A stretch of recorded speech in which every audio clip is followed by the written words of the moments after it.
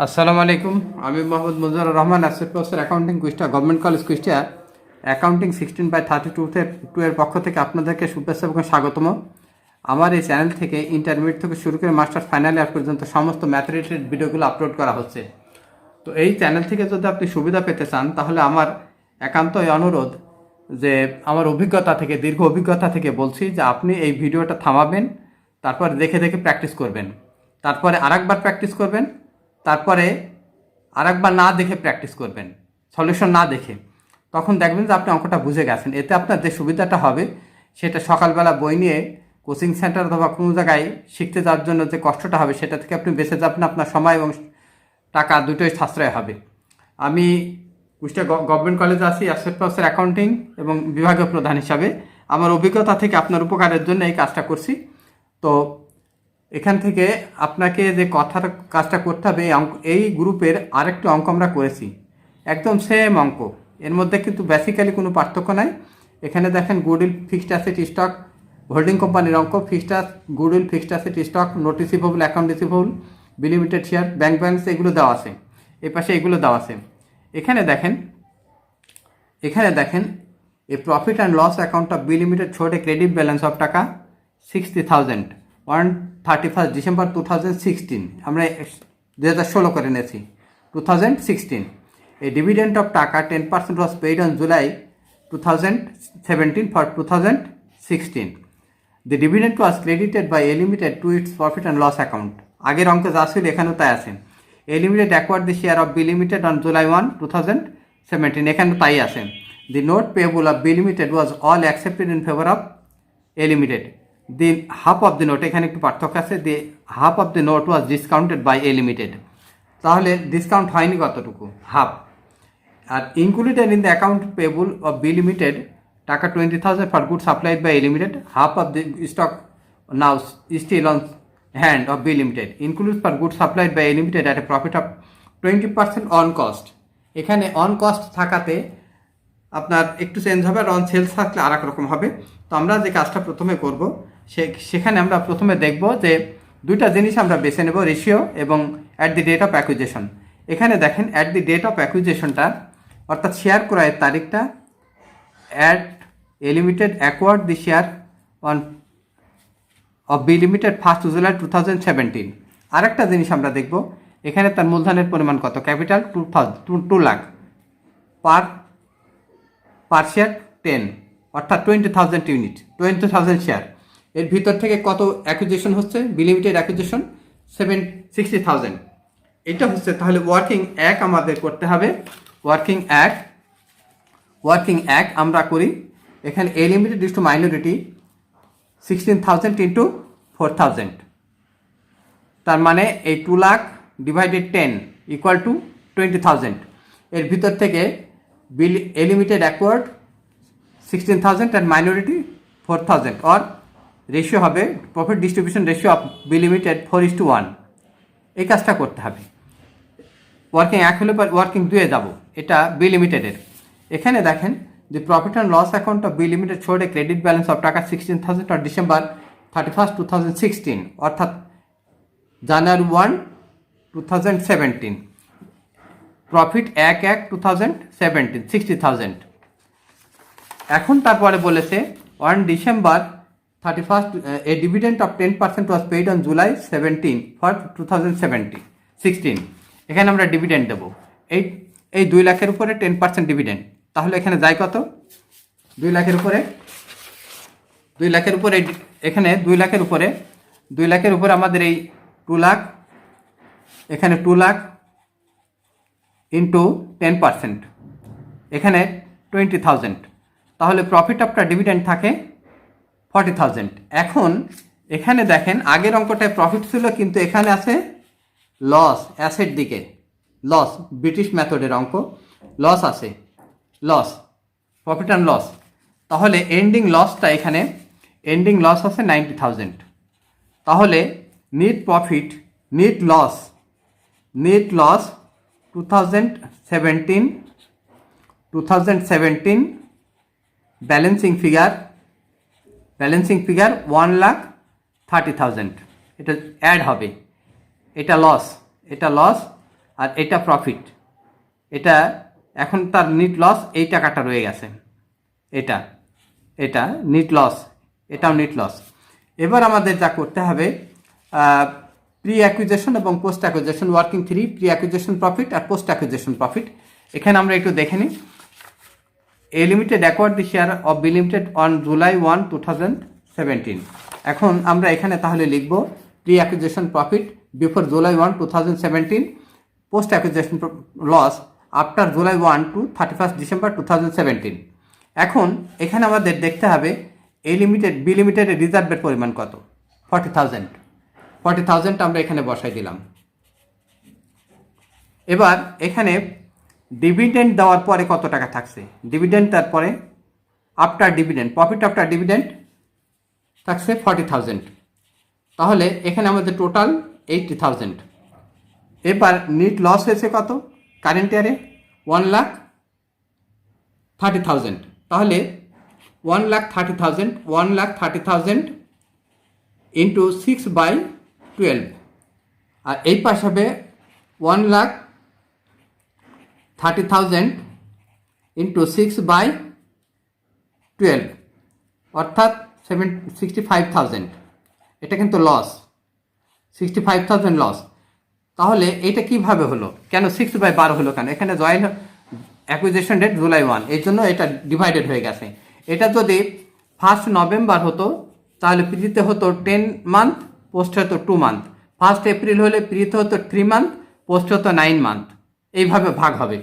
তাহলে এখানে আমরা 65,000 এখানে মাইনাস করে 65,000, তাহলে আমাদের এখন প্রফিট থাকে 15,000।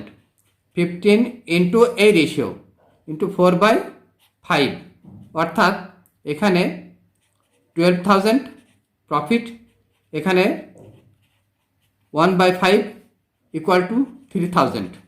এবার এখানে লস দিতে হবে 65,000 ইন্টু 4/5, অর্থাৎ 52,000 লস। আর মাইনরিটি 65,000 ইন্টু 1/5 ইকুয়াল টু এখানে 13,000 লস। ওয়ার্কিং 3 এবং 4 আমাদের হয়ে গেল। এবার আমরা মাইনরিটি ইন্টারেস্ট আসবো। তো মাইনরিটি ইন্টারেস্টটা এই সংজ্ঞাগুলো আমরা একটু পরে দেবো আগের অঙ্কের মতো। তো মাইনরিটি ইন্টারেস্টে এখন এখানে দেখেন, এখানে এখানে শেয়ার সংখ্যা হচ্ছে 20,000, এখানে 16,000 ক্রয় করে নিয়েছে, রেস্ট রয়েছে 4,000 শেয়ার। তাহলে তার face value 4,000 share at the rate of টাকা কত, 40,000। এবার প্রি অ্যাকুইজিশন প্রফিট, অর্থাৎ এই টাকাটা, এই বি নম্বর, এটা এই বি নম্বর প্রি অ্যাকুইজিশন প্রফিট, এটা এখানে নিয়ে আসলাম। বি নম্বর প্রফিট অ্যাড লস মাইনাস, এবারে ডি নম্বরটা নিয়ে আসি, এবারে ডি নম্বরটা এখানে নিয়ে আসি, লস, এই লসটা এখানে বাদ যাবে। তাহলে এটার কাজ হলো এবং এটার কাজ হলো, আর এটা কিন্তু পড়ে থাকলো, এই দুটো। এখন আমাদের এর পরিমাণ হবে 30,000। এবার আমাদের যে কাজটা করতে হবে, আমরা যাব গুডউইল ভ্যালুয়েশনে। গুডউইল ভ্যালুয়েশনের 3টা add, 3 item add and 3 item minus. এবার goodwill in the balance sheet, এখানে goodwill in the balance sheet 40,000 plus 30,000 equal to 70,000। এবার cost of 60,000 share 2,40,000 equal to 3,10,000 less pre acquisition profit, এটা নেই। এখানে যদি লস হতো আমরা বাদ দিতাম, এই যে এ নম্বরে যদি লস হতো তাহলে এখানে বাদ দিতাম, এখানে যোগ করে নিতাম। যেহেতু এখানে লাভ হয়েছে এই জন্য এখানে বাদ যাবে, এখানে এ নম্বর, তাহলে এটার কাজও শেষ হলো। এবার আমাদের এখানে 12,000 মাইনাস লেস ডিভিডেন্ড, এখানে দেখেন ডিভিডেন্ড দিয়েছে কত, 20,000 ইন্টু 4/5 ইকুয়াল মাইনাস 16,000। এটা কেন বাদ দেওয়ালো, এখানে একটা কথা বলা আছে, the dividend was credited by A limited to its profit and loss account. এটা এই ডিভিডেন্ডটা তার প্রফিট অ্যান্ড লস অ্যাকাউন্টে ক্রেডিট করেছে, এটা বাদ যাবে। আর ফেস ভ্যালু বাদ যাবে এই 16,000 শেয়ারের এটা ক্রয় মূল্য, আর ফেস ভ্যালু আছে 16,000 গুণ 10, 16,000 গুণ 10, 1,60,000। এবার বাদ দিলে আমাদের এটা গুডউইল হবে। যদি এটা মাইনাস হয় তাহলে ক্যাপিটাল রিজার্ভ হবে। গুডউইল অ্যাসেট পাশে, ক্যাপিটাল রিজার্ভ মাইনাস পাশে। ক্যাপিটাল রিজার্ভের American term of capital reserve badwill. এবার আমরা যাব নাম্বার 7-এ। 7-এ যাওয়ার আগে একটু পড়ে নিই। The note payable of B Limited was all accepted in favor of A Limited. The half of the note was discounted by A Limited. এখান থেকে দেখেন, included in the account payable of B Limited is 20,000 for goods supplied by A Limited. Half of the stock now is still on hand of B Limited. Includes for goods supplied by A Limited at a profit of টাকা 20% on cost. এখানে half মজুদ আছে, তাহলে unrealised profit হবে আমাদের 20,000 আমরা মাল বিক্রি করেছি, হাফ মজুদ আছে, into profit by 100 plus equal to হবে 2,000। এটা যদি প্রফিট অন সেলস থাকে ডাইরেক্ট চার্জ হবে, প্রফিট অন সেলস হলে ডাইরেক্ট চার্জ হবে। এবার আসি নাম্বার 8 নম্বর ওয়ার্কিংয়ে। 8 নম্বর ওয়ার্কিংটা এ লিমিটেডের। এই লিমিটেডের এই প্রফিট অ্যান্ড লস, এই প্রফিট অ্যান্ড লসের পরিমাণ আছে 1,40,000। 1,40,000 1,40,000 আমরা বসিয়ে নিলাম, 1,40,000। এবার এই আনরিয়ালাইজড প্রফিটটা বাদ দিতে হবে। আনরিয়ালাইজড প্রফিট এটা এখানে বাদ যাবে। লেস ডিভিডেন্ড, এই যে এখানে যে ডিভিডেন্ডটা ছিল এই ডিভিডেন্ডটা এখানে বাদ যাবে। আর পোস্ট অ্যাকুইজিশন লস, এই জায়গার যে পোস্ট অ্যাকুইজিশন লসটা ছিল 4টা কাজ হলো। এইটা মাইনরিটিতে, এইটা মাইনরিটিতে, এইটা মাইনরিটি, এটা মাইনরিটি, এটা গেল গুডউইলে, আর এটা পড়েছিল, এটা আসলে এখানে, এটা লস এখানে বাদ যাবে। বাদ দিলে আমাদের 70,000 থাকবে। এরপরে আমাদের যে কাজটা করতে হবে সেটা হচ্ছে, সেটা ব্যালেন্স শিট করবো আমরা, ব্যালেন্স শিট করবো। তো ব্যালেন্স শিট করার আগে আপনি এরকম একটা ছক বানিয়ে নেবেন, তারপর শুধু যোগ করা। এখন আর আমাদের কোনো কাজ নাই, এখন শুধু আমরা যোগ করব। তাহলে আমরা একটা পাশ ধরি, এখানে শেয়ার ক্যাপিটাল আছে, দেখেন এখানে share capital,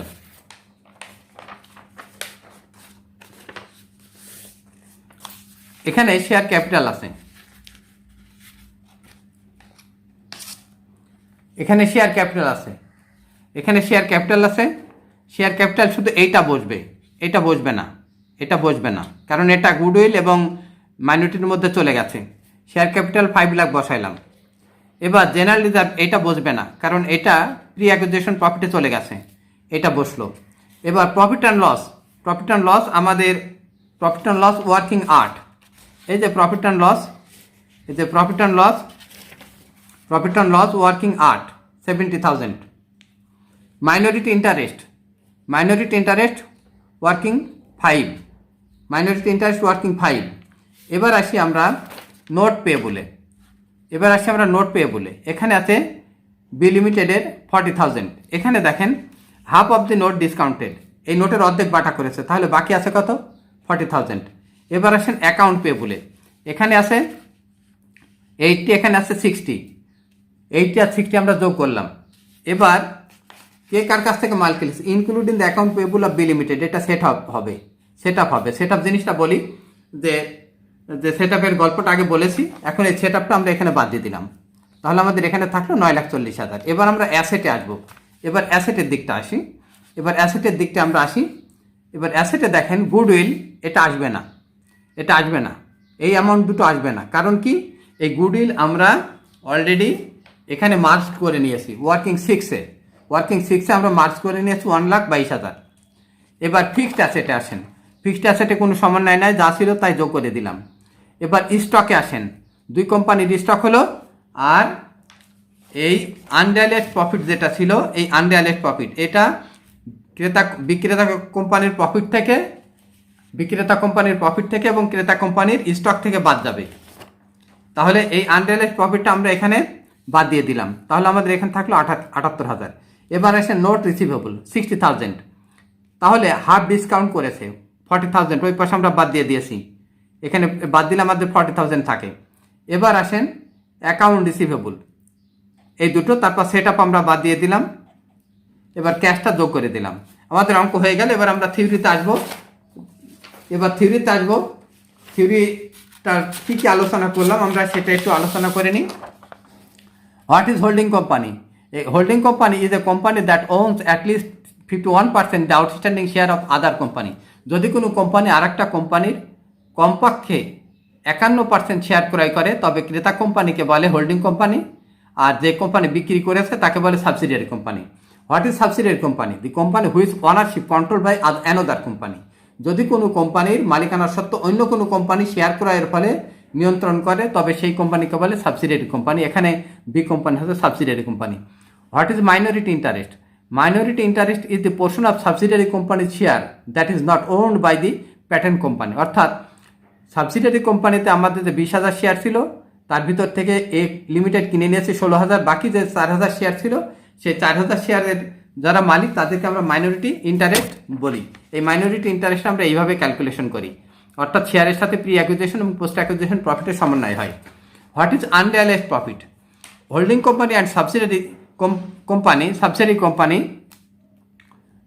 company sell goods to each other at profit. Holding company এবং সাবসিডিয়ারি কোম্পানি যদি একে অপরের কাছে লাভে পণ্য বিক্রি করে তাহলে unrealised profit means profit on such goods which is unsold at end of the accounting period. ওই অবিক্রিত পণ্যের উপর যে লাভটা আছে ওই লাভটাকে বলা হবে অনুপার্জিত মুনাফা। What is pre acquisition profit? What is pre acquisition profit?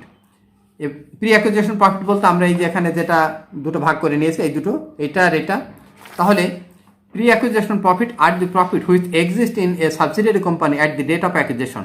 Pre acquisition profit হচ্ছে ওই প্রফিট যে তারিখে সাবসিডিয়ারি কোম্পানি শেয়ার ক্রয় করা হয় ওই তারিখ পর্যন্ত যে প্রফিট সাবসিডিয়ারি কোম্পানি সেটাকে আমরা বলি প্রি অ্যাকুইজিশন প্রফিট। আর পোস্ট অ্যাকুইজিশন হচ্ছে after acquisition profit. Post acquisition profit are profit made and included in the retained earning of subsidiary company since acquisition, অর্থাৎ শেয়ার ক্রয়ের পরের profit. What is consolidated balance sheet?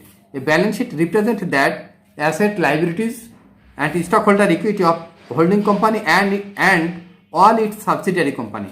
অর্থাৎ consolidated বা একীভূত balance sheet হলো holding company, subsidiary company তাদের সম্পদ, দায় এবং স্টক হোল্ডার ইকুইটি একই সাথে উপস্থাপন করে। ভালো থাকেন এবং এর পরবর্তী ভিডিও দেখার জন্য অনুরোধ করি।